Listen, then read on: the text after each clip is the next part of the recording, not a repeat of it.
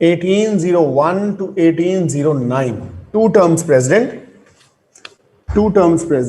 and first anti-federalist president. First anti federalist president, पहला ऐसा सदर जो फेडरलिस्ट नहीं था, एंटी फेडरलिस्ट था. ठीक है. ही कॉल्ड हिज प्रेसिडेंसी, दो पैरेलल व्यूज हैं इनकी प्रेसिडेंसी के ऊपर. He calls his presidency as the second American revolution. He called his presidency as the second American Revolution,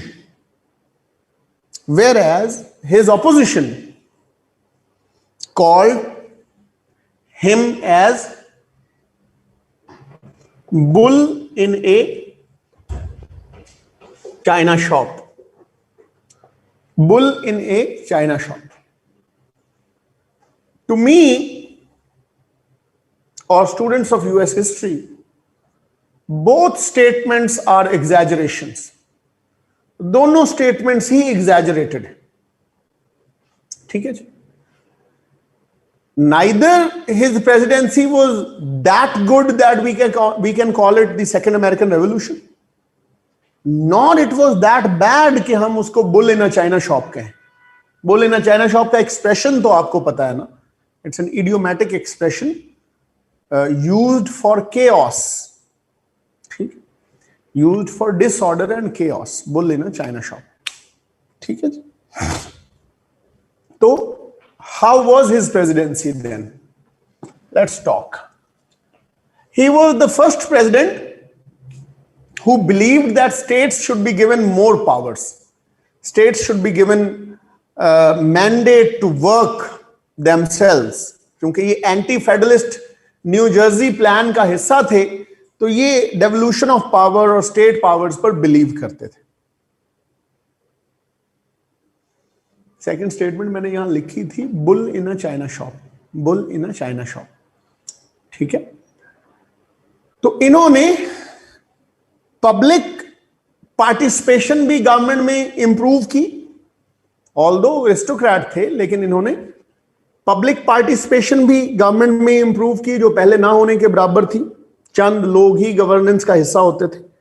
और स्टेट्स को भी ब्रीदिंग स्पेस दी और उन्हें कहा कि आप अपनी गवर्नेंस करें, फेडरेशन अनड्यू इंटरफेरेंस आपके यहां नहीं करेगी. इन्होंने अपनी इकोनॉमिक टीम में शामिल किया एल्बर्ट गैलेटन को, जो उस जमाने के मशहूर इकोनॉमिस्ट थे. एल्बर्ट गैलेटन को इन्होंने सेक्रेटरी ऑफ ट्रेजरी लगाया. ठीक है. He believes in public participation in the governance. He believed in giving more mandate to states because he was part of the New Jersey or anti-federalist plan. Albert Gallatin, Secretary of Treasury लगे. इनके जिम्मे काम ये लगाया गया to make a public friendly budget. एक ऐसा budget बनाएं जो पब्लिक फ्रेंडली हो, एक ऐसा बजट बनाएं जिसमें पब्लिक पार्टिसिपेशन हो, पब्लिक सजेशंस हो, और एक ऐसा बजट बनाएं जो लोगों की समझ में आए, that ordinary layman can understand. अल्फाज का गोरख धंधा ना हो, ऑर्डिनरी लेमैन उसको समझ सके. तो पब्लिक पार्टिसिपेशन हो, लोगों की ओनरशिप हो गवर्नमेंट के साथ. Plus he also believed and introduced laissez-faire economic model. Laissez-faire economic model. Laissez-faire means, it's a French term which means non-intervention. Literally it means let it be. Let it be. Non-intervention. Non-intervention. Laissez-faire economic model. यानी he stated that government shall not be a supervisor or a regulator. Government would rather be an enabler and a facilitator. Government will not be a supervisor or a regulator, government would rather be an enabler and facilitator. Market forces shall determine. Market forces shall determine the price. Demand and supply determine करेगा pricing क्या होगी. State undue interference नहीं करेगी. लोगों को कारोबार के लिए आसानियां मुहैया की जाएंगी ताकि इकोनॉमी इंप्रूव हो सके. And to help that he introduced a flexible immigration policy as well. A flexible immigration policy. George Washington से पहले, थॉमस जेफरसन से पहले लॉ ये था अमेरिकन सिटीजनशिप के लिए, legal entry into America, legal entry into America and 14 years of stay. Legal entry into America and 14 years of stay and you qualify for citizenship. President Jefferson ने इसको 5 years कर दिया. President Jefferson ने इसको 5 years कर दिया. Legal entry into America and 5 years of stay in America will qualify you to become American citizens. आप automatically American citizen नहीं बनेंगे, क्वालिफाई कर जाएंगे to apply for American citizenship. तो इमिग्रेशन पॉलिसी को ईज आउट किया ताकि लेबर ज्यादा आ सके, वर्किंग क्लास आ सके मुल्क के अंदर और सस्ती लेबर मुहैया हो सके. ठीक है जी. इन्होंने ही 1803 में लुजियाना परचेज का एग्रीमेंट किया. 1803 में $15 million में 828,000 स्क्वायर माइल्स अमेरिका ने फ्रांस से परचेज किए. $15 million पर 828,000 स्क्वायर माइल्स अमेरिका के हिस्से में आए. ये 3 pence पर एकड़ बनते हैं. पीनट्स 3 pence पर एकड़ बनते हैं ये पैसे. Cheaper than the peanuts. और ये टेरिटरी कितनी है इसका अंदाजा इस हिसाब से लगाइए कि ये टेरिटरी रफली अमेरिका की ओरिजिनल 13 स्टेट्स की टेरिटरी के बराबर है. Farkhanda $15 million, obviously $15 million.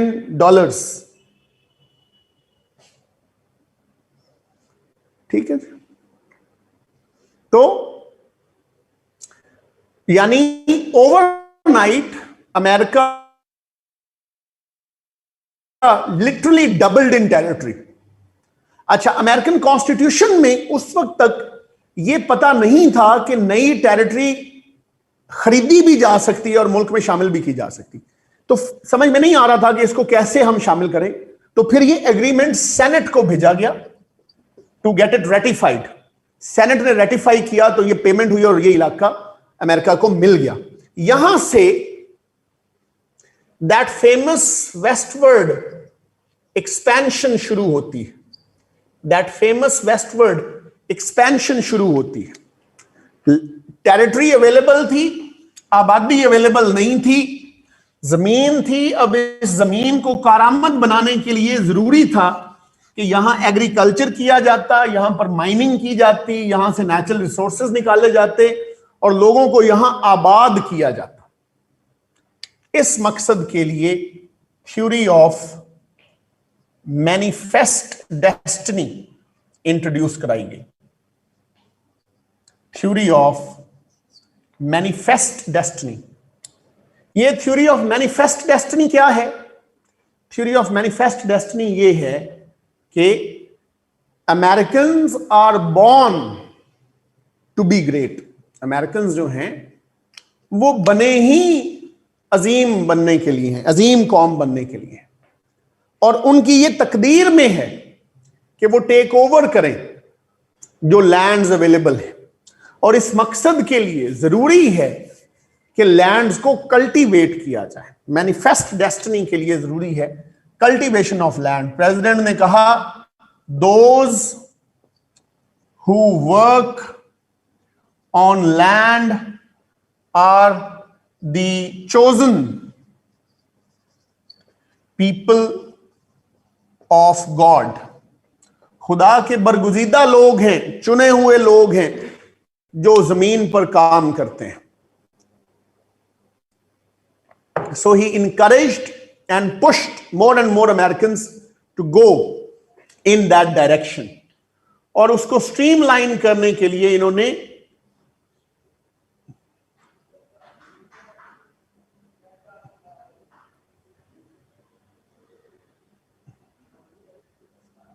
Louis and Clark expeditions भी स्टार्ट कराई, जिन्होंने इस सारे इलाके को विजिट किया और बताया कि कहां वाटरवेज बन सकते हैं, कहां जमीन अवेलेबल है माइनिंग के लिए, कहां सड़क बनानी चाहिए, कहां रेल रोड बनाना चाहिए। Louis and Clark expeditions.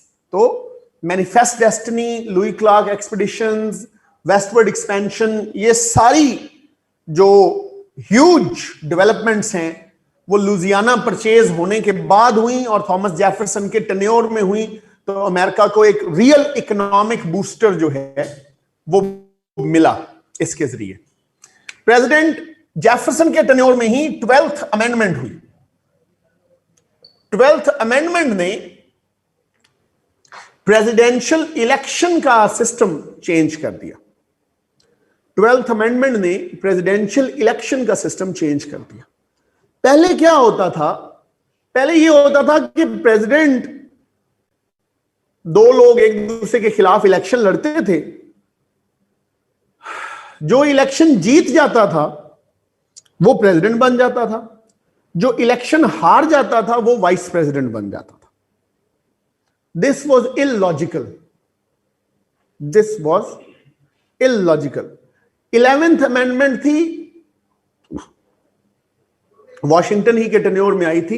11th amendment थी sovereign immunity to the state governors. जैसे हेड ऑफ द स्टेट को सॉवरेन इम्यूनिटी होती है ना, सदर के खिलाफ केस नहीं आप कर सकते, इसी तरह 11th अमेंडमेंट के जरिए अमेरिकी रियासतों के जो गवर्नर्स हैं उनको सॉवरेन इम्यूनिटी दी गई थी कि जॉर्जिया के गवर्नर के खिलाफ न्यूयॉर्क में मुकदमा नहीं हो सकता, न्यूयॉर्क के गवर्नर के खिलाफ लुजियाना में मुकदमा नहीं हो सकता। This was 11th amendment, sovereign immunity to the governors. ठीक है जी। 12th अमेंडमेंट ये थी, 12th अमेंडमेंट मैं बता रहा हूं जी कि पुराना सिस्टम इलेक्टोरल इलेक्शन का प्रेसिडेंट का चेंज कर दिया गया। अब यह कहा गया कि भाई जिस बंदे को लोग व्हाइट हाउस में नहीं लाना चाहते तो वो व्हाइट हाउस में एज वाइस प्रेसिडेंट भी क्यों आए? And he is just one shot away from becoming president. President अगर मर जाता है या चला जाता है तो वाइस प्रेसिडेंट प्रेसिडेंट बन जाएगा। तो why should we have a competitor in the White House जो प्राइमरीली सदर का मुखालिफ है? तो ये तो बड़ी इलॉजिकल बात है। तो थॉमस जेफरसन के टेन्योर में 12th अमेंडमेंट ये आई कि हर प्रेसिडेंशियल कैंडिडेट अपने साथ एक रनिंग मेट लेके इलेक्शन लड़ेगा। हर प्रेसिडेंशियल कैंडिडेट अपने साथ एक रनिंग मेट लेकर चलेगा। अगर प्रेसिडेंट जीतता है तो यह प्रिज्यूम किया जाएगा कि उसका रनिंग मेट भी जीत गया, यानी जो वोट प्रेसिडेंट को पड़ेगा वही वोट रनिंग मेट को भी पड़ेगा, और वो रनिंग मेट वाइस प्रेसिडेंट बनेगा। वो रनिंग मेट वाइस प्रेसिडेंट बनेगा। जो जीतेगा वो और उसका रनिंग मेट प्रेसिडेंट बन जाएंगे, प्रेसिडेंट और वाइस प्रेसिडेंट बन जाएंगे। जो हारेगा वो घर चला जाएगा, वो वाइस प्रेसिडेंट नहीं बनेगा पहले की तरह, वो घर चला जाएगा। तो ये 12वीं तरमीम थी, इसने प्रेसिडेंट के इलेक्शन का सिस्टम चेंज किया। ये भी इसी टेन्योर में आई। ठीक है।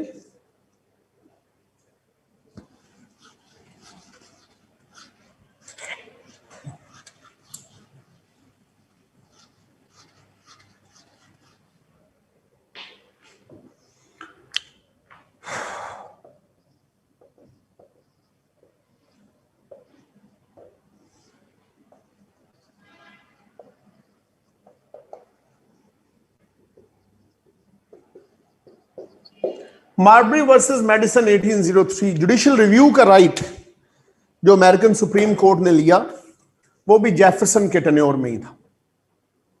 ठीक है जी, ऐसे ही है। जॉर्ज वॉशिंगटन के अगेंस्ट जॉन एडम्स थे। सो John Marshall was the chief justice at that point of time. He was considered deadly against President Jefferson because Marshall was a Federalist appointee. तो Marbury versus medicine time and again discuss होता है। इस case में outgoing president John Adams ने अपने tenure के आखिरी दिन जस्टिस डिपार्टमेंट में बहुत सारी भर्तियां कर दी। जस्टिस डिपार्टमेंट को फेडरलिस्ट लॉयलिस्ट लोगों से भरने की कोशिश की। फेडरलिस्ट लॉयलिस्ट लोगों से भरने की कोशिश की। नए प्रेसिडेंट जब Thomas Jefferson next day sworn in हो गए, उन्होंने अपने secretary of state James Madison को कहा कि जिनको अपॉइंटमेंट लेटर्स मिल गए, बाकियों को अपॉइंटमेंट लेटर्स नहीं देने। जिनको अपॉइंटमेंट लेटर्स नहीं मिले थे उनमें से एक थे mister Marbury. John Marshall was the chief justice then.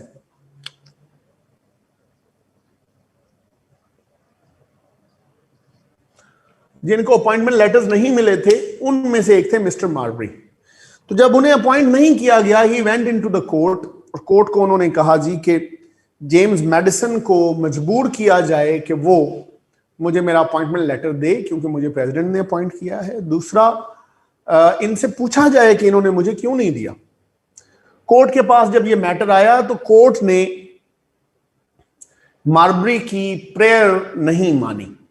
Court ने कहा कि ये आउटगोइंग प्रेसिडेंट का इस्तेहकाक नहीं था, ये इनकमिंग प्रेसिडेंट का इस्तेहकाक है कि वो अपने मर्जी की टीम लाए, जैसे भी वो ला सकता है, उसको ये इख्तियार हासिल है। जस्टिस डिपार्टमेंट की अपॉइंटमेंट्स करने का जो आखिरी प्रेसिडेंट, आउटगोइंग प्रेसिडेंट का राइट है, is at that point of time जो कानून उन्हें इस काम की इजाजत देता है, जुडिशियल एक्ट 1803, हम उस कानून को अल्ट्रा वायरीज द कॉन्स्टिट्यूशन समझते हैं। हम समझते हैं कि वो आइन से मुतसादिम कानून है, इसलिए हम उस कानून की जो रेलेवेंट सेक्शंस हैं उन्हें इनवैलिड करार देते हैं।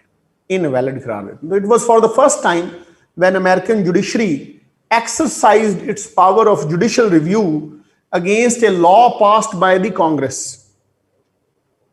लेकिन चूंकि ये फैसला उस वक्त के प्रेसिडेंट थॉमस जेफरसन को सूट करता था, वो मार्बरी को नहीं लाना चाहते थे और कोर्ट ने भी यही किया, तो वो इस फैसले के खिलाफ रिव्यू में नहीं गए और यूं ये फैसला कानून का हिस्सा बन गया। अदालतों ने राइट ऑफ इंटरप्रिटेशन के जरिए जुडिशियल रिव्यू का हक अपने लिए महफूज कर लिया। अदालत ने लिखा, constitution is not what is written in those 11 pages, constitution is what we the जजेस से इट इज।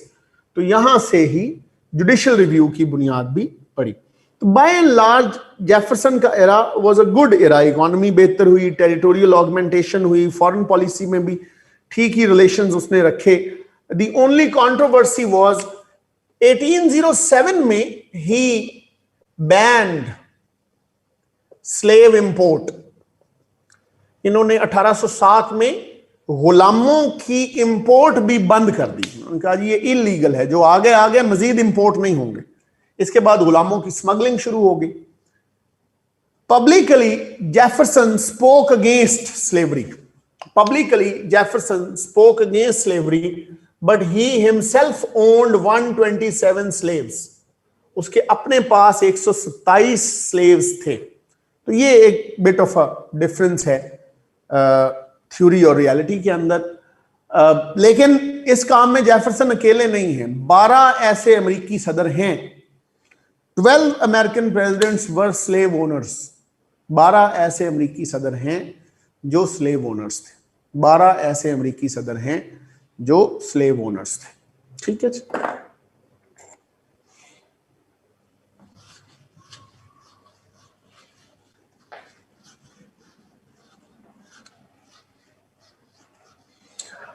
2016 के बाद ये वाला टेन्योर जो मैं आपसे करवा रहा हूं ये बहुत ज्यादा इंपॉर्टेंट नहीं है, लेकिन ये इस लिहाज से जरूरी है कि आपकी थोड़ी सी बेस यूएस हिस्ट्री में बन जाए कि हाउ थिंग्स वेंट ऑन।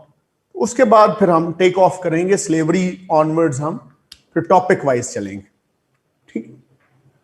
उसके बाद जेम्स मैडिसन प्रेसिडेंट बनते हैं। ये 1809 to 1817 he was the last federalist president. After him the federalist party dismembered. After him the federalist party dismembered. ठीक है जी।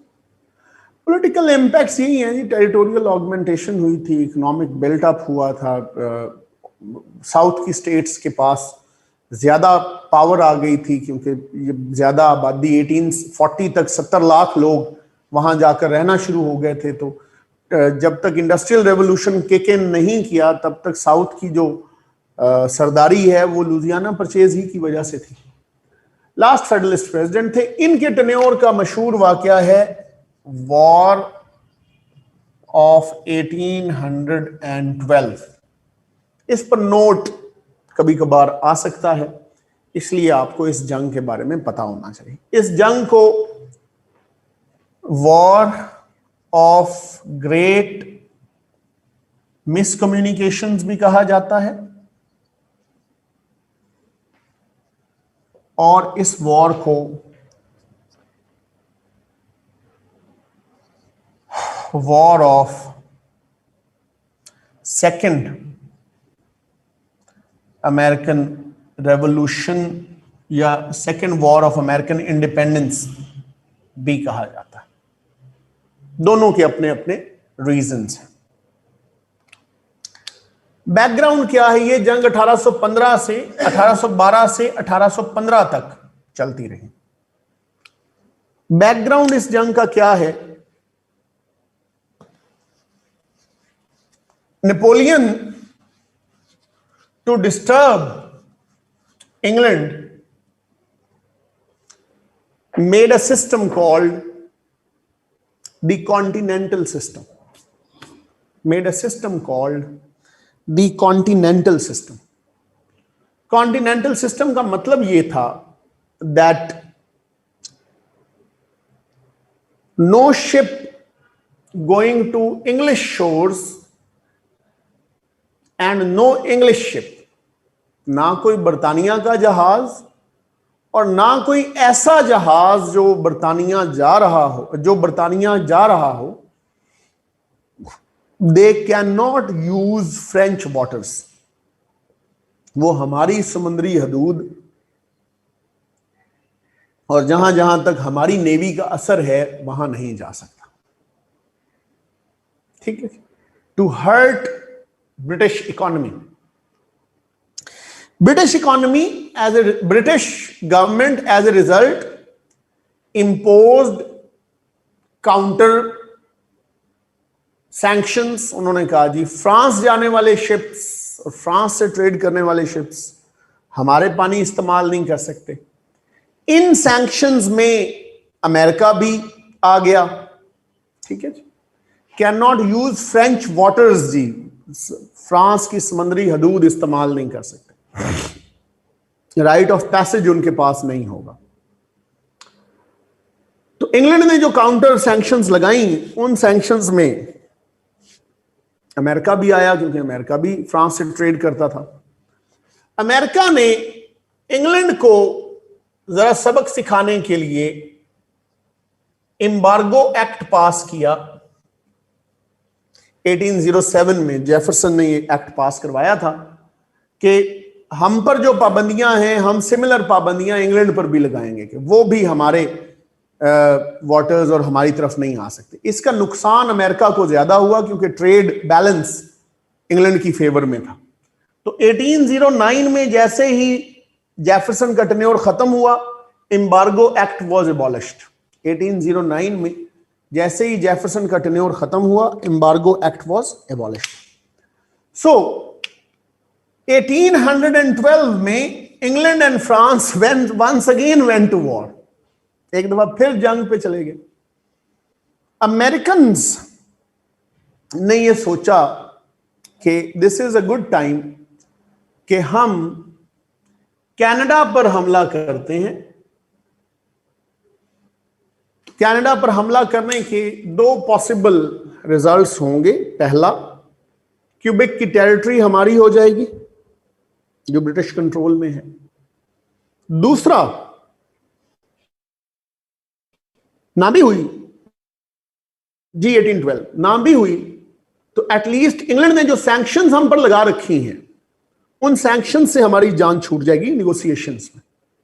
मजे की बात यह है कि जिन सैंक्शंस को छुड़वाने के लिए ये जंग करने जा रहे थे वो सैंक्शंस इंग्लैंड ने यूनिलैटरली खुद ही खत्म कर दी थी ये जंग शुरू होने से भी पहले। लेकिन वो जमाना आज के दौर की तरह फ्लो ऑफ इंफॉर्मेशन का जमाना नहीं था। इंफॉर्मेशन आते आते महीनों लग जाते थे। इसलिए इससे पहले कि ये चीज अमेरिकन को कम्युनिकेट होती, जंग ऑलरेडी स्टार्ट हो गई। War of great miscommunications, war of great miscommunications. ठीक है जी। कनाडा पर इन्होंने जब हमला किया, कनाडा में British army was already anticipating it. उन्होंने ना सिर्फ इनको मार लगाई बल्कि अमेरिकन टेरिटरी पर भी कब्जा कर लिया, जिसके बाद बाकायदा जंग शुरू हुई।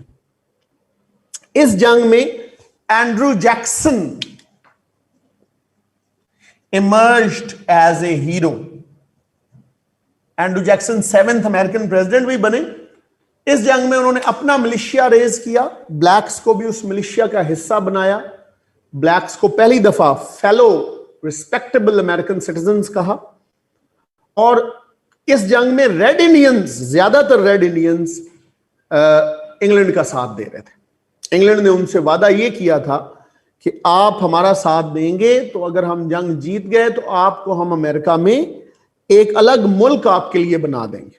तो यह वादा उनसे किया गया था। सो एंड्रू जैक्सन का ऑनस्लॉट ज्यादा रेड इंडियंस के खिलाफ था, डिफरेंट ट्राइब्स को सबड्यू करने के लिए।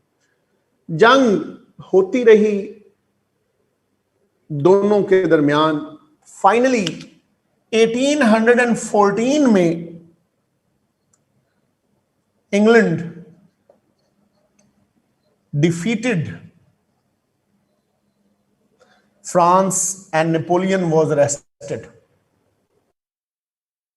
England defeated France and Napoleon was arrested. उसके बाद उन्होंने पूरी तवज्जो अमेरिकन पर दी और ट्रुप्स भेजे।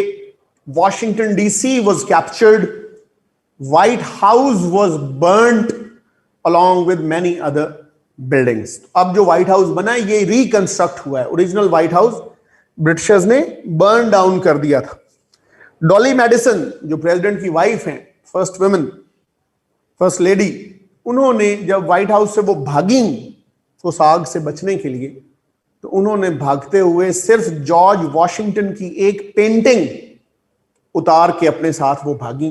उन्होंने कुछ और बिलोंगिंग्स वर्थ इट नहीं समझी कि वो लेकर भागे। ठीक है।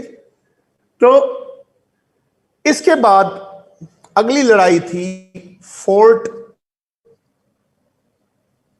मैकहेनरी पर। इस फोर्ट मैकहेनरी पर अमेरिकन इंग्लैंड ने 25 आवर्स तक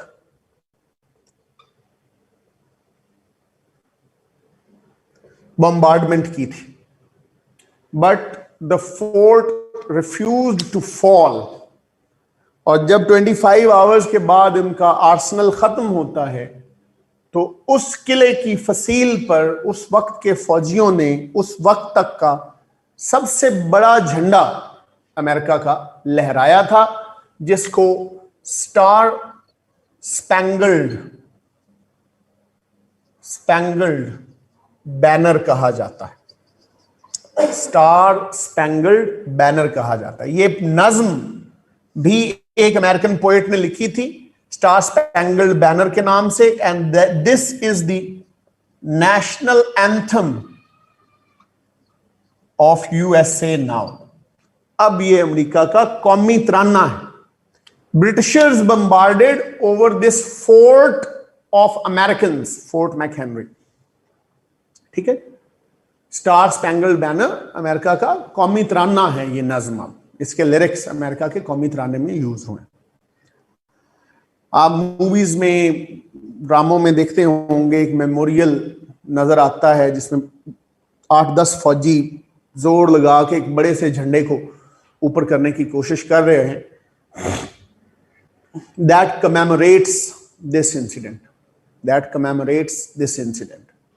ठीक है, तो यूं अमेरिकन ने फाइट बैक करना शुरू किया और ब्रिटिशर्स से अपना इलाका छुड़ाना शुरू किया। Finally they cleared the area. अच्छा, अब एक और मजे की बात, जंग बंदी भी मिसकम्युनिकेशन का नतीजा थी। होता यह है, दिसंबर 1814 में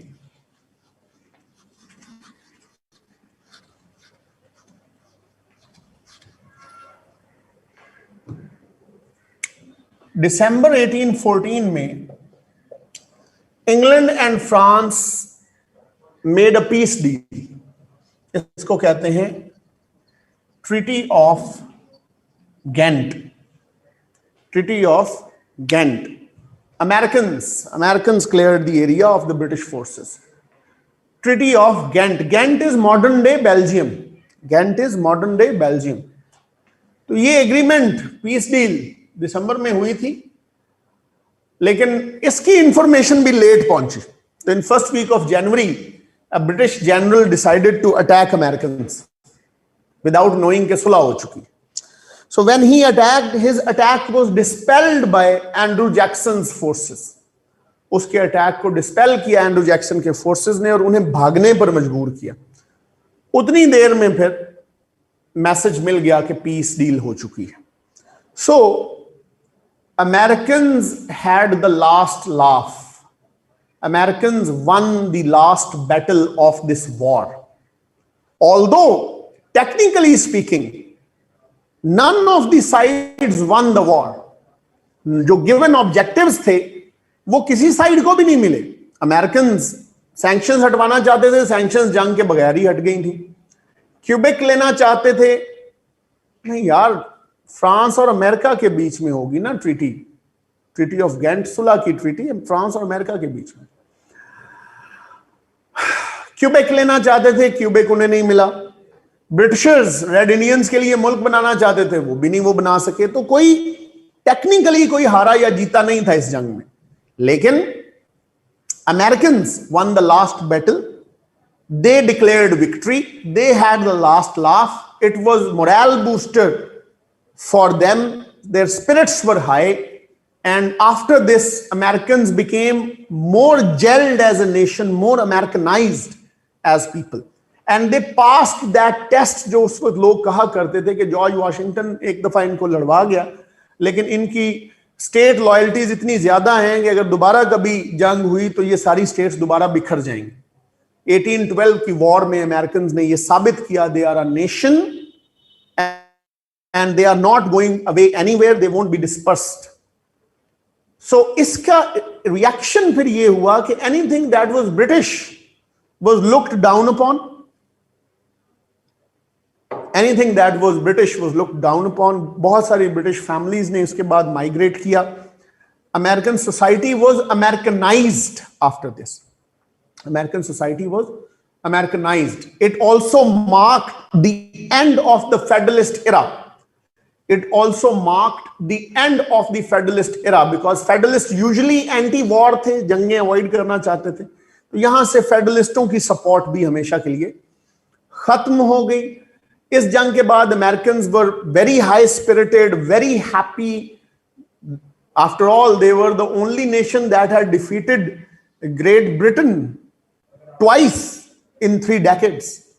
ठीक है, तो इस तरह उनका moral, spirit and everything was in the right direction. इसलिए इसको second war of American independence कहा जाता है कि इसके बाद in reality American British influence से आजाद हुए थे। इस जंग के बाद in reality American British influence से आजाद हुए थे। तो ये 1812 की वॉर है जिस पर नोट आपको पूछा जा सकता है। इसके बाद 5th प्रेसिडेंट थे हमारे James Monro.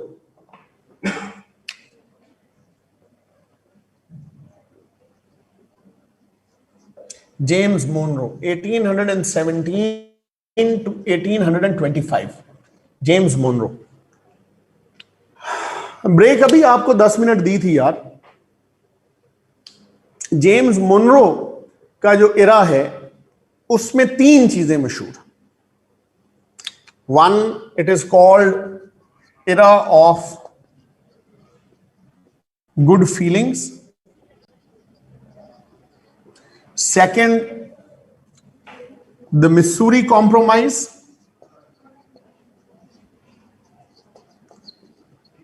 And most importantly, the Monroe Doctrine. ये 3 इंपॉर्टेंट चीजें हैं, ठीक है। इरा ऑफ गुड फीलिंग्स इस टाइम को इसलिए कहा जाता है, मैं आपको 15 मिनट पहले छोड़ दूंगा तो आप फिर नमाज पढ़ सकते हैं, टाइम आपके पास होगा। तो इसको इरा ऑफ गुड फीलिंग्स इसलिए कहा जाता है कि इसमें कोई ऑपोजिशन नहीं थी। जेम्स मोनरो कंसेंसस कैंडिडेट थे दोनों साइड्स के, इनके खिलाफ कोई ऑपोजिशन नहीं थी, तो कोई क्रिटिसिज्म या रिएक्शन था ही नहीं। Hence era of good feelings, एक बात। दूसरी बात, Americans were generally happy, the economy was good, they had defeated the world power, they were in high spirits. तो इसलिए भी industrialization, first phase of industrialization started to kick in. तो इसलिए भी अमेरिकन्स इस इरा को इरा ऑफ गुड फीलिंग्स कहते हैं। दूसरा है Missouri compromise 1820। Missouri compromise for the first time Drew line. उन्होंने कहा जी कि नॉर्थ और साउथ में अमेरिका में अब आइंदा जब भी नई स्टेट्स यूनियन में एंटर होंगी तो हमेशा इंतजार किया जाएगा 2 स्टेट्स इकट्ठी एंटर कराई जाएंगी, एक एक करके स्टेट्स एंटर नहीं होंगे। और टू मेंटेन बैलेंस एक स्टेट नॉर्थ में और एक स्टेट साउथ में रखी जाएगी, इस तरह लाई जाएंगी स्टेट्स यूनियन के अंदर। और मिसूरी कॉम्प्रोमाइज में यह भी तय हुआ कि साउथ की रियासतों को स्लेवरी रखने की इजाजत होगी, being agriculturist and being part of their culture. South की रियासतों को स्लेवरी रखने की इजाजत होगी। नहीं, एंड्रू जैक्सन का तो टेन्योर ही बच्चे अभी नहीं आया ना। एंड्रू जैक्सन का एज ए प्रेसिडेंट तो टेन्योर 1829 से शुरू होना है, अभी तो हम 1825 तक पहुंचे। तो स्लेवरी इजाजत होगी। हाउएवर नॉर्थ में जो स्टेट्स आएंगी उन्हें स्लेवरी इजाजत नहीं होगी। So for the first time in America slave states and anti-slave states were created legally as an agreement। पहली दफा अमेरिका में स्लेवरी फ्री जोन जो नॉर्थ है उसको slavery free zone kind of declare कर दिया गया। मिसूरी कॉम्प्रोमाइज ही 2 मोटी बातें करता है। पहली, रियासतें जब भी एंटर होंगी यूनियन में 2 होंगी, एक नॉर्थ में होगी एक साउथ में होगी। दूसरी, साउथ की रियासत को स्लेवरी की इजाजत होगी, नॉर्थ की रियासत में स्लेवरी को इजाजत नहीं होगी। यूं एक लाइन ड्रॉ होगी मिसूरी की लाइन के जो नॉर्थ ऑफ इट है वहां स्लेवरी नहीं होगी, जो साउथ ऑफ इट है वहां स्लेवरी होगी।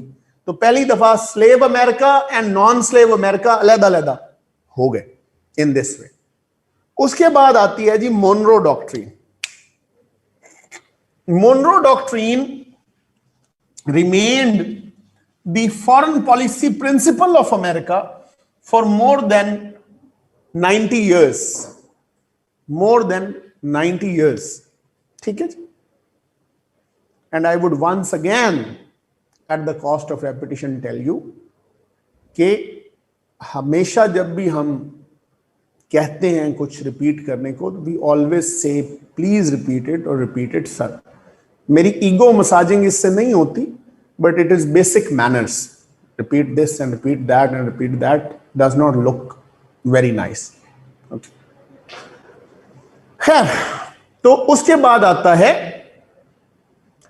आपका मोनरो डॉक्ट्रिन। मोनरो डॉक्ट्रिन में बुनियादी चीज ये 1820 से लेकर 1917 तक, 1917 तक फर्स्ट वर्ल्ड वॉर में एंटर होने तक अमेरिका ने रफली इस फॉरेन पॉलिसी को, रफली इस फॉरेन पॉलिसी प्रिंसिपल को इंप्लीमेंट किया।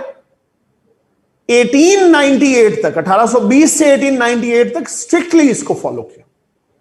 बाज लोग कहते हैं कि this is the difference between America and Europe. इस फॉरेन पॉलिसी प्रिंसिपल को फॉलो करके अमेरिका यूरोप से बहुत आगे निकल गया, बिकॉज यूरोप इन दैट इरा, उन 90 सालों में Europe had a war on average every 10-15 years, जिसमें उनके रिसोर्सेज भी जाया हुए, लोग भी मरे, इकोनॉमी भी नीचे आई। And America enjoyed a century of peace. 90-97 साल अमेरिका ने कोई जंग नहीं लड़ी, और इसी पॉलिसी की वजह से अमेरिका ने सिविल वॉर आपस में लड़ी, लेकिन सरवाइव कर गया एज ए कंट्री। कोई यूरोपियन कंट्री इंटरफेयर नहीं कर सका। तो इसलिए इसकी इंपॉर्टेंस बहुत है।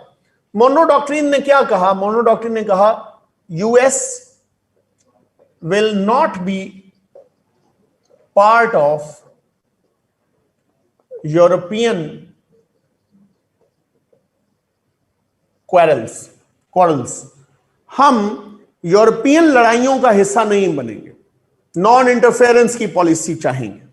ठीक, Europe will not be allowed any further colonization in America. मजीद कॉलोनाइजेशन अमेरिकन कॉन्टिनेंट में हम यूरोपियंस को अलाउ नहीं करेंगे। Number 3, Europe will not interfere with newly independent states in American continent.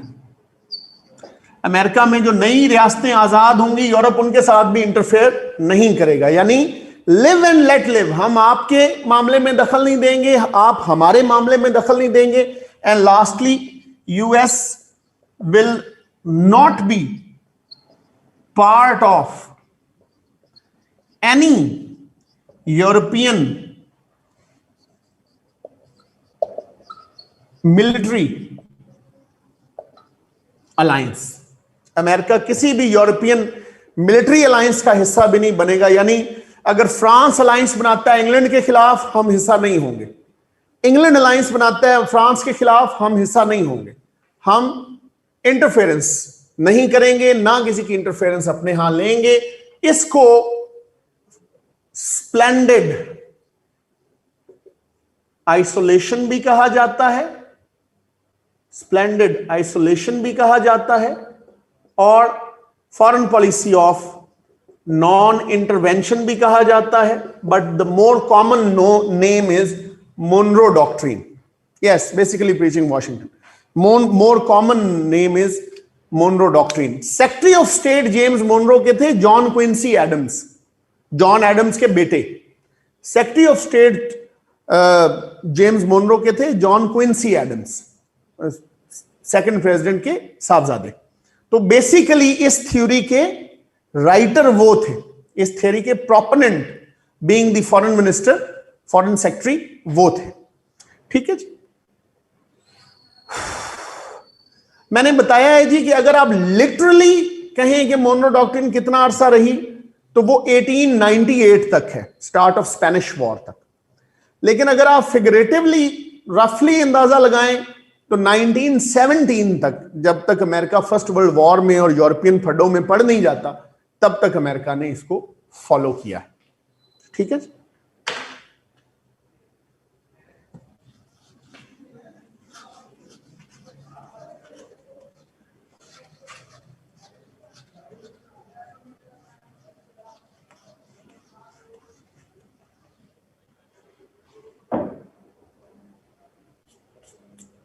Yes, obviously, it was splendid isolation. Writer of the doctrine was Mr. John Quincy Adams, who was American president from 1825 to 1829 as well. ठीक है, ये Monro के secretary of state रहे और Monro के जाने के बाद इलेक्शन लड़ा और प्रेसिडेंट बने। इनका भी सिंगल टेन्योर है अपने बाप की तरह, ये भी सेकंड टेन्योर विन नहीं कर सके, और इनके टेन्योर से ज्यादा इनका इलेक्शन इंपॉर्टेंट था। इनके टेन्योर से ज्यादा इनका इलेक्शन इंपॉर्टेंट था। होता यह है कि जॉन क्विंसी एडम्स के मुकाबले पर आते हैं एंड्रू जैक्सन। ठीक, John Quincy Adams Republican Democrat कहलाते थे और जैक्सन जो हैं वो डेमोक्रेट कहलाते थे। इलेक्शन होता है, इलेक्शन में कैंडिडेट 3-4 थे। उस वक्त के जो स्पीकर थे वो भी इलेक्शन लड़ रहे थे। उस वक्त इलेक्टोरल वोट्स थे 261। इलेक्टोरल कॉलेज छोटा था, थोड़ी रियासतें थी, 261। तो रिक्वायर्ड इलेक्टोरल वोट्स इनमें से कोई भी हासिल नहीं कर सका। ना जेफरसन हासिल कर सके, सॉरी, ना जैक्सन हासिल कर सके, ना क्विंसी एडम्स हासिल कर सके, ना वो तीसरे साहब हासिल कर सके। लेकिन पॉपुलर वोट जैक्सन को ज्यादा पड़ा था। लेकिन इलेक्टोरल वोट्स का जो थ्रेशहोल्ड है 261 को क्रॉस करने के लिए उन्हें 131 वोट्स चाहिए थे, इलेक्टोरल वोट्स, वो नहीं मिले किसी को भी। तो आइन मैं आपको पढ़ा कर आया हूं। आइन ये कहता है कि जब ऐसी सूरत हाल हो तो प्रेसिडेंट को सिलेक्ट करेंगे हाउस ऑफ रिप्रेजेंटेटिव वाले और वाइस प्रेसिडेंट को सिलेक्ट करेंगे सेनेट वाले। तो यहां भी मामला जब हाउस ऑफ रिप्रेजेंटेटिव में गया तो Republican Democrat dominated house of representative में वहां जो स्पीकर थे उन्होंने लॉबिंग की जॉन क्विंसी एडम्स के लिए, ना कि एंड्रू जैक्सन के लिए। सो उस लॉबिंग का फायदा हुआ and House of Representatives elected the blue blooded John Quincy Adams, और जो एंड्रू जैक्सन था, आम बैकग्राउंड का था, उसको इन्होंने रिजेक्ट कर दिया। क्विंसी एडम्स जैसे ही प्रेसिडेंट बने उन्होंने स्पीकर को अपना सेक्रेटरी ऑफ स्टेट बना लिया। ठीक, करप्ट बार्गेन इसको कहा जाता है, करप्ट बार्गेन या फ्रॉड बार्गेन इसको कहा जाता है, इस सारे प्रोसेस को। ठीक, कि स्पीकर ने नेसेसरी वोट्स प्रेसिडेंट के लिए इकट्ठे किए और बदले में सेक्रेटरी ऑफ स्टेट लग गए। ठीक है, सो क्विंसी एडम्स सदर बन तो गए, लेकिन उनकी जिंदगी सदर बन के आसान नहीं थी। मिड टर्म्स जीते जैक्सन के हामियों ने, वो जैक्सोनियन डेमोक्रेट्स कहलाए, और उन्होंने हर जगह पर जॉन क्विंसी एडम्स के लिए रोड़े अटकाए। जॉन क्विंसी एडम्स की प्रेसिडेंसी कोई खास इंपैक्ट नहीं छोड़ सकी, सिवाय इसके कि he had made a डिसआर्मामेंट agreement with England. उन्होंने इंग्लैंड के साथ एक मुआहदा किया था कि हम वेपन्स कम करें, रिड्यूस करें। फॉरेन पॉलिसी और फॉरेन साइड पर उनका एक्सपर्टीज ज्यादा थी। इंटरनल एडमिनिस्ट्रेशन क्विंसी एडम्स कोई खास नहीं कर सके, और अगले इलेक्शन में 1829 में फिर finally Andrew Jackson handsomely and comfortably defeated him. अगले इलेक्शन में प्रेसिडेंट एंड्रू जैक्सन ने हैंडसमली एंड कंफर्टेबली उनको हराया और he became president from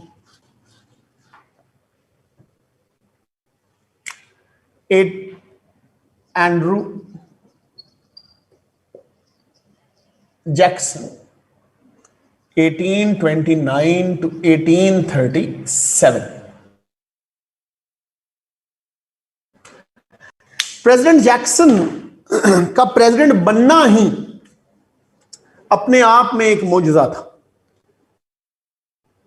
he was the physical manifestation of the American dream, कि अगर आप एस्पायर करें और उसके लिए एफर्ट करें तो आप कुछ भी बन सकते हैं। He was just 13 when American War of Independence was fought. He fought as a child soldier. His father was a saddle maker, गरीब आदमी था, घोड़ों की जीने सिया करता था। He and his brother fought in that war and they were captured by the Britishers, kept in a prisoners of war camp in America. वहां इसे चिकन पॉक्स निकल आते हैं। इसको और इसके भाई को ठंडी रात में नंगे पैर वो वार्डन जो प्रिजनर्स ऑफ वॉर कैंप का होता है वो इनको कैंप से बाहर निकाल देता है, फियरिंग कि चिकन पॉक्स बाकी कैदियों को भी करेंगे और ये वबा बन जाएगी और फैल जाएगी, तो इन्हें सर्दी में बाहर मरने के लिए वो छोड़ देता है। ये दोनों भाई 40 मील नंगे पांव पैदल दौड़ते और चलते हुए अपने घर पहुंचते हैं। Next morning his brother dies, soon his mother dies as well, and then soon after his father too. Saddle making से इसने भी अपना काम शुरू किया। Very little formal education but eventually landed in law. पढ़ा, टेनेसी में प्रैक्टिस शुरू की, थोड़े अरसे में जूनियर अटर्नी बने, थोड़े से स्लेव्स इन्होंने ले लिए, थोड़ी सी लैंड ले ली, थोड़ी फाइनेंशियल हेल्प मिली, जूनियर जज बने। एंड देन 1812 की वॉर आ गई, छोड़ के इन्होंने वॉर में हिस्सा लिया एंड फ्रॉम जज Jackson to he became general Jackson and from there on इन्होंने पॉलिटिकल अपना सफर जारी रखा। लॉन्ग स्टोरी शॉर्ट, 1825 में क्या हुआ इनके साथ मैंने ऑलरेडी बता दिया, but he was pretty popular. 1829 में finally he won the election and he became a very popular president as well. ठीक है जी।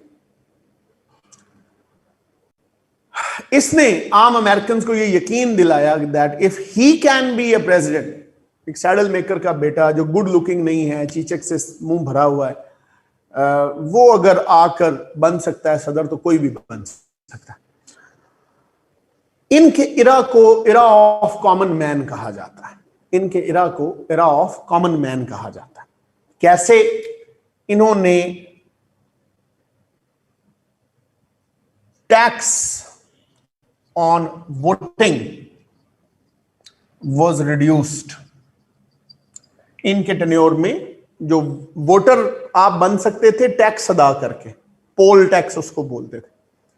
व्हाइट अमेरिकन ही वोट कास्ट कर सकते थे, जो प्रॉपर्टी ओनर्स होते थे टैक्स पेयर्स होते थे। ना ब्लैक वोट कास्ट कर सकते थे, ना औरतें वोट कास्ट कर सकती थी, ना गरीब अमेरिकन वोट कास्ट कर सकते थे। तो इसने वो पोल टैक्स खत्म तो नहीं किया, लेकिन उसको बहुत नीचे ले आया,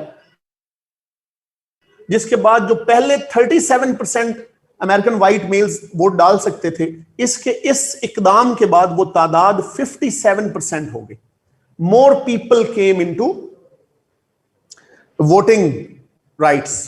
ऑब्वियसली जिनको नया वोटिंग राइट मिला है वो इसको अपने प्रेसिडेंट के लिए ही इस्तेमाल करेंगे। He also increased elected offices. इसने इलेक्टेड ऑफिसेज की तादाद में इजाफा किया। शेरिफ्स इलेक्ट होना शुरू हुए, स्कूल प्रिंसिपल्स इलेक्ट होना शुरू हुए, लोकल गवर्नमेंट के लोगों में इलेक्शन का रिवाज डाला। यूं ज्यादा से ज्यादा लोगों को अपना वोटिंग राइट इस्तेमाल करने की आदत इसने डाली।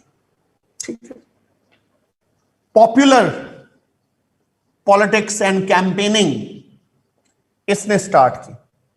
ये पहला ऐसा सियासतदान था जो अपने जलसों पर म्यूजिकल बैंड्स को बुलाता था और फूड एंड ड्रिंक्स ऑफर करता था कि गरीब लोग हैं, आते हैं, उन्हें खाना मिलना चाहिए और उन्हें एंटरटेनमेंट भी मिलनी चाहिए। तो he used these popular tactics to pull people and people obliged him as well। इसी ने ये कन्वेंशंस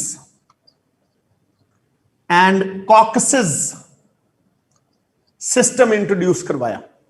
उससे पहले टिकट दी जाती थी कि जो भी सदर बनेगा, एलिट्स बैठ जाते थे ड्राइंग रूम्स में और एक दूसरे को टिकटें बांटते थे प्रेसिडेंट बनने की। इसने वो निजाम खत्म कर दिया। इसने कहा जी आपको प्रेसिडेंशियल कैंडिडेट बनने के लिए भी जरूरी है कि आप कैंपेन करें, लोग आपको कैंडिडेसी के लिए भी अपनाएं, वोट दें और इवेंचुअली कन्वेंशंस हो, कॉकसेस हो पार्टीज के, और वहां आपको नॉमिनेट किया जाए, जैसे कि अब तक हो रहा है तब से लेकर। तो इन्होंने डेमोक्रेटाइज किया अमेरिकन सोसाइटी को, अमेरिकन प्रेसिडेंशियल ऑफिस को, और अमेरिकन होल पॉलिटिकल सिस्टम को डेमोक्रेटाइज किया, कॉमन मैन तक लेकर आए। इन्होंने स्पॉयल सिस्टम को भी खुल के इस्तेमाल किया।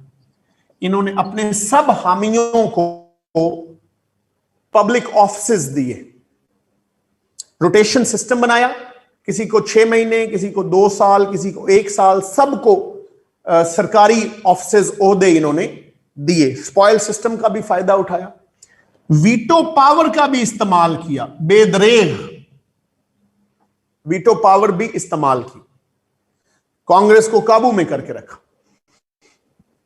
इन्होंने अपनी प्रेसिडेंसी में किचन कैबिनेट का कॉन्सेप्ट भी इनके दौर में इंट्रोड्यूस हुआ।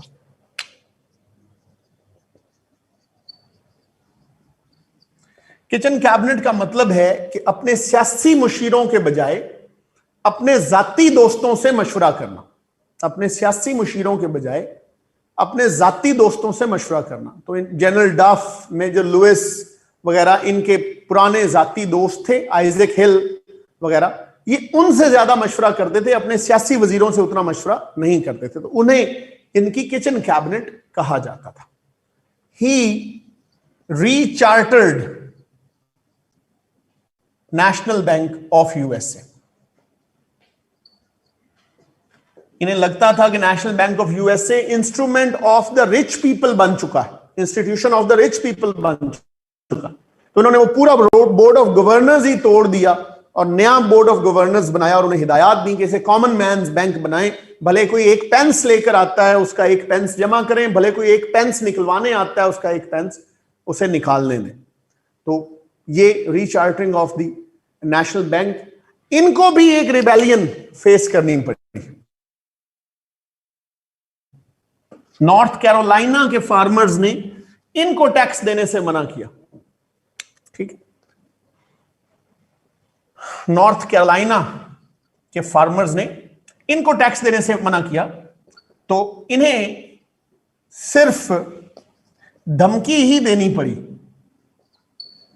इन्हें मिलिशिया रेज नहीं करना पड़ा, because everyone knew what kind of leader he is. He said pay the tax और otherwise.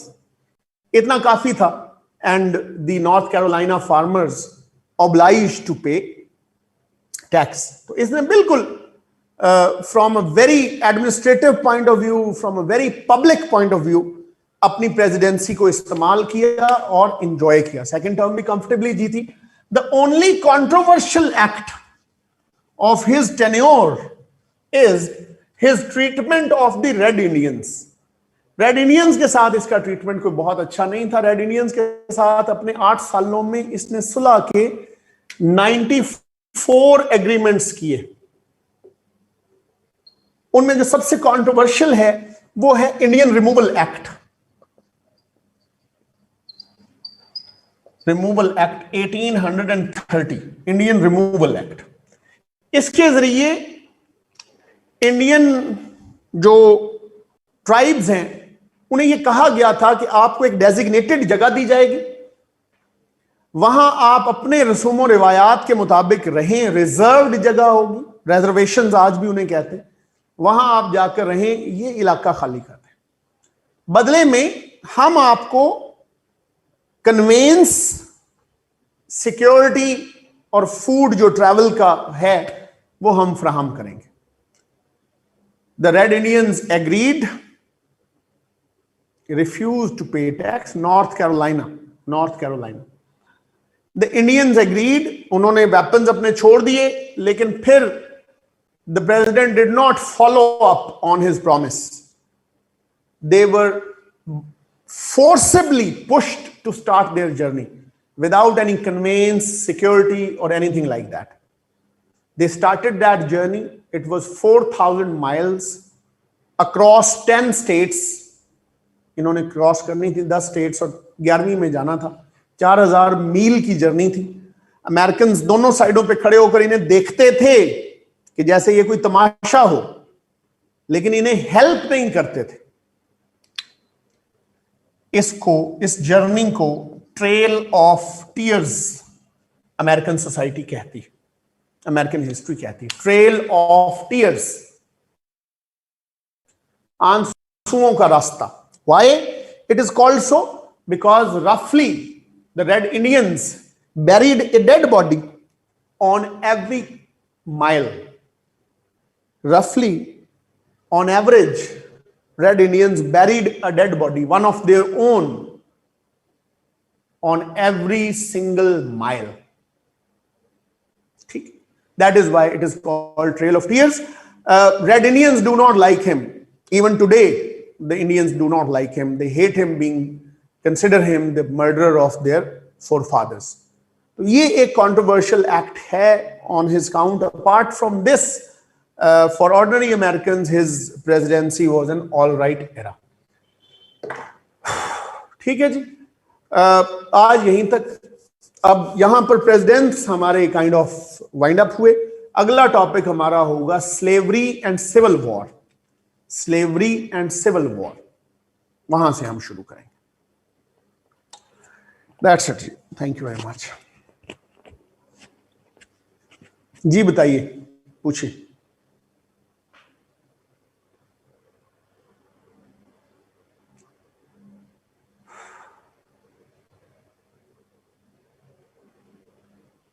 It doesn't reflect that. उस वक्त तो वो पीछे रह गए थे बेचारे। नो, कोई जरूरी नहीं है याद रखना। कोलंबिया अकेला डिस्ट्रिक्ट है? नहीं, कोलंबिया स्टेट भी है। वॉशिंगटन डीसी कोलंबिया का डिस्ट्रिक्ट है, ठीक है। Washington DC stands for District of Columbia, ठीक है। कोलंबिया अलग से स्टेट भी है। तो उस स्टेट ने टेरिटरी दी कैपिटल बनाने के लिए, इसलिए उस एज ए ट्रिब्यूट वॉशिंगटन के साथ डीसी भी लिखा जाता है। नहीं, अदर प्रेसिडेंट्स करने की जरूरत नहीं है बच्चे। जो स्लेवरी करेंगे तो ऑब्वियसली वो हम करते जाएंगे। डोंट